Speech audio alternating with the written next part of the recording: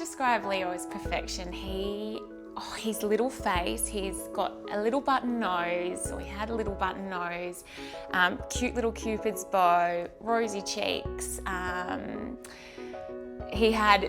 There was blonde hair there that had started to curl a little bit, so I reckon he would have had hair a bit like Rory, a bit like his daddy. And he was a big boy, so he was 34 weeks, but he was 50 centimetres long and just over 2.5 kilos. After Leo was born, first thing happened, I cut the cord, which was really nice of our obstetrician Chris to ask me to do. Great moment to experience as a father, and I remember him just passing Leo straight into Belinda's arms, and again, probably the most emotional we've ever been, I think, at that period. I remember looking across and Belinda holding her little son in her arms, and him obviously being lifeless, but just seeing it's so hard to explain, but the joy on Belinda's face, but also matched with the sorrow was, yeah, it was heartbreaking. Looking back, I always just think when the midwife handed me Leo, I just remember holding him and just thinking, oh, you're so perfect, and saying that as well, and saying that to the midwife and to our obstetrician and to Rory. And I remember I was just so caught up in our baby, and I looked over at Rory, who was on a chair next to the bed, and seeing him crying, and it sort of brought it back to reality that we're not taking him home. And it was almost, it sounds so silly, but it was like I forgot that for a moment because I just got so caught up.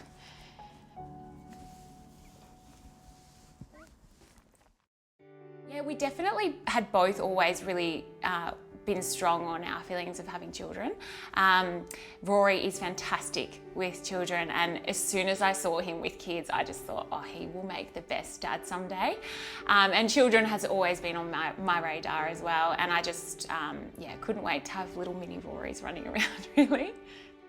It's always something you grow up thinking about, I reckon. It's like at some stage, somewhere along the track, I'll certainly have a son or a daughter of my own, and we'll watch them grow up. And I think it definitely helps when you've met the right person. You can just imagine that life together with kids and all the chaos.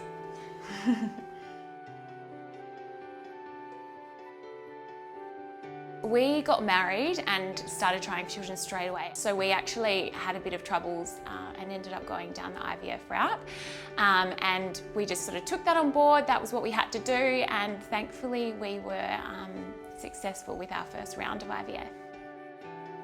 So Belinda rang me to tell me, well, actually FaceTimed me, which she never does, to tell me that we were pregnant, because I was away. And I remember just it was almost relief, the joy, and just a realisation that we were going to be parents, and that was a pretty cool feeling, knowing that I was pretty soon going to be a dad.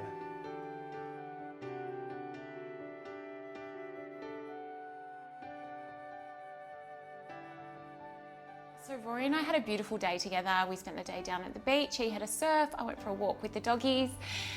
We got home, had dinner, got into bed. I just said to Rory, nah, I don't think that this is right. I haven't felt movement today. We're never too concerned. We were just like, oh, little one must be sleeping. It must just, like, I never thought the worst anyway. We called our obstetrician. He said, head to the hospital, but I'm sure everything will be fine, because we'd had a scan 6 days prior, everything was fine.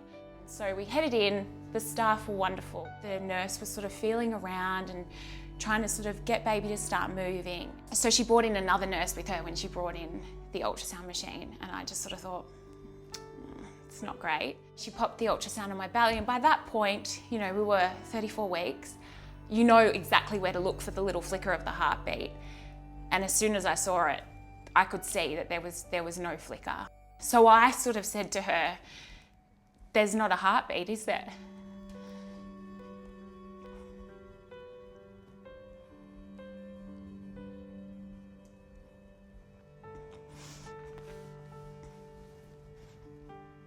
And she just said, no, unfortunately, there's no heartbeat. And I can't even really remember the moments that followed that, to be completely honest. I couldn't cry. I was just in complete shock. And then from there, I I'm really at a blur. Like, I remember just looking at Belinda and just basically breaking down and going, this is not happening. It just didn't feel real at all. So you've found out you're having a stillborn baby and you've just got some of the biggest decisions that you've ever made in front of you that you need to make them, and you've got to make them quickly. You need to work out how you're going to deliver this child. You need to work out when you're going to deliver this child. Then you need to work out how long you're going to stay with your baby before you say goodbye. Certainly never thought I could feel so much love, and just like wanted to change the outcome so badly. We were so upset, but it just first started with we're almost straight away why would this have to happen? He looked so perfect. He had no deformities. His skin was perfect. His face was perfect, and it's just when you look at he looks like a perfectly healthy baby, but just that's not breathing, and you're like, how does this happen? It's hard to wrap your head around the fact that he's there and everyone's telling you that everything was perfect with him, but we still can't take him home. So it's really hard to get your head around that. And as soon as he came out, Rory and I both just said, Leo. It just felt in that moment that was our little Leo, that was our little man. I was like, 100%, that's Leo. So that was first big decision. Next big decision was trying to get some family in, so they could meet him too, which was still, I think, those who came in absolutely loved it, and it was nice to be able to share Leo with our family and a couple of our close friends. We needed to make the decision of how long we'd like to spend with Leo. Forever would be our answer, but that wasn't going to happen. We had a day and a half with Leo, and of course it's never enough, but we made the most of it. There's funeral decisions to make, which again, just to try and process all this in the space of 24 to 48 hours was, how do we want to give birth to our son, to how do we want to cremate our son, pretty much. And that was the decision we chose, was to cremate him, put him in a little urn, which we keep with us, and so that way we can keep him with us forever. That was definitely the hardest part, saying goodbye, because we did a last kiss and a last hug, and then I said, no, we have to do another one, and you know at some point that it's got to stop. That moment was one of the most heartbreaking moments I've ever felt. Just watching our son being taken away to a funeral home to be cremated, it was, before he's had a real crack at life, is really heartbreaking.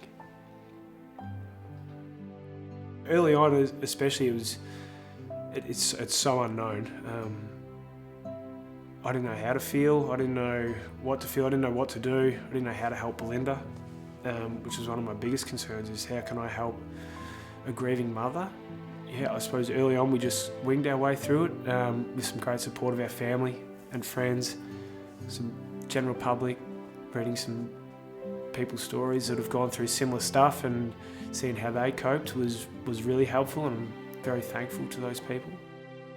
We certainly realised we were going to need a little bit of help too, and that's when we got put onto Rebecca, and we sought out a counselling, I suppose you'd say. And that's been some of the most helpful work that we've done, definitely as a couple, to grieve this together.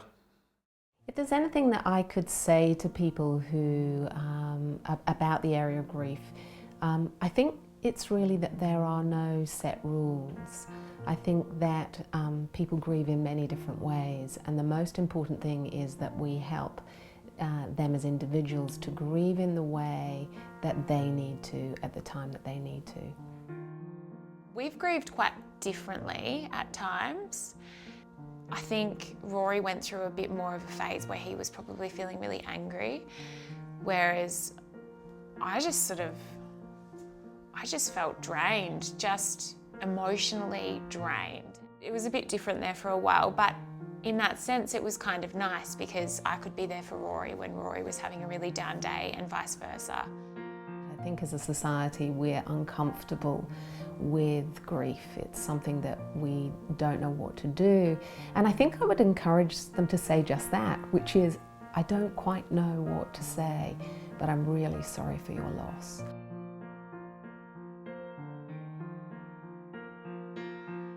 I don't think the grieving process will ever end because that hole in our heart will never be filled. That hole is for Leo. There's certainly moments out in the ocean, I certainly feel like he's with me. There's moments on the footy field, I feel like he's with me. I certainly talk to him out there. And just moments that life bring up. I look for those beautiful moments that you come across, and that normally makes me think of Leo. So I think that's still grieving, but I think that's grieving in a really nice and positive way. In 20 years within Australia, the statistics of stillbirth have not gone down. So 6 a day approximately. So 6 parents a day are going home without their baby, which to me is just mortifying. I had no idea until we had Leo and until we've done more research. I had absolutely no idea. The best thing that a mum can do is to get to know her baby's movements. The most recent research also shows that by sleeping on your side during pregnancy, that you're giving your baby the best chance. However, not all stillbirths are preventable, and that's why it's so incredibly important that we continue to fund this vital research. So the Sloanes were typical of many people in Australia who have gone through perinatal loss, where an explanation is often not found by the older process of standard autopsy. At the end of that process, at least a third of the time, we are not able to give people a reason for why a baby has died. So we've put together a project which is now Australia-wide, and with collaborators at the Broad Institute, Harvard in the US, where we're sequencing the whole genetic code of both parents and also of the baby or the fetus who's died, to see whether there are any genetic reasons. If we can help families prevent this from happening, or if they are unfortunate enough to go through a stillbirth, and we can provide them just a little bit of comfort or give them some guidance, that'd be an unbelievable legacy for Leo. And if he can do that for others, it makes his father very proud. And his mum. We would definitely love to add to the family, so give Leo some siblings, brother or a sister, and one thing that we know for sure is they'll always know about their big brother Leo. Yeah, definitely. And then I think what we've found comfort in as well is that they'll always have someone watching over them too, and that certainly helps us, knowing that there's someone always watching over us and he's always with us, and I know he will always be with his future siblings.